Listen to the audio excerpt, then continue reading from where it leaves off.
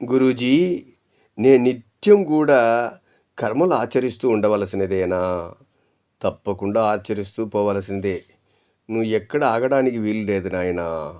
ఎందుకంటే భగవంతుడు ఈ నాటక రంగం అనే ఒక ప్రపంచాన్ని సృష్టించి అందులో పాత్రదారులుగా మన అందరినీ కూడా అందులో ఏర్పాటు చేశాడు. ఎవరెవరు పూర్వజన్మలో చేసిన కర్మానుసారంగానే అందరికీ కూడా అందులో పాత్రను ఏర్పాటు చేశాడు. ఆ ప్రకారంగానే మనం మనుగడ సాగించాలి, కానీ మనం విసిగిపోకూడదు సుమా.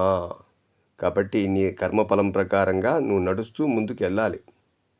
అందుగురించే బాల్యము, యవ్వనము, కౌమారము, మరి వృద్ధాప్యం అని 4 తెగలుగా ఏర్పాటు చేశాడు. ఇందులో అన్నీ కూడా ఎదిగిన తరువాత వృద్ధాప్యం ఎదిగిన పిమ్మట శ్మశానం వైపు వదగవలసినదే కదా.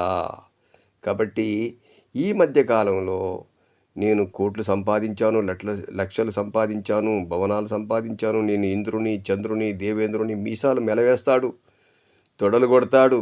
మరి ఇవన్నీ కూడా ఎంత చేసినా భగవంతుడు ఒక ముగింపు ఒకటి ఏర్పాటు చేశాడు ఆయన. అదే మరణం. ఈ మరణం అనే ఒక క్రియ లేకపోతే ఎట్టి పరిస్థితుల్లో కూడా ఎవరి మాటలు కూడా వినడు మానవుడు. ప్రతి మనిషిని కూడా హింసించేవాడు, ధ్వంసం చేసేవాడు, ఈ ప్రపంచం మొత్తం నాదే అనేవాడు. వీటిని అధీనం చేసుకొని పరిపాలన చేసేవాడు నాయన. కాబట్టి నిరంతరం తరంతరం కూడా భగవంతుడు పునరపి మరణం పునరపి జననం అనే విధి విధానాన్ని ఏర్పాటు చేసి ప్రతి మనిషి కూడా వారి కర్మానుసారంగా పుడుతూ ఉంటాడు, గిడుతూ ఉంటాడు.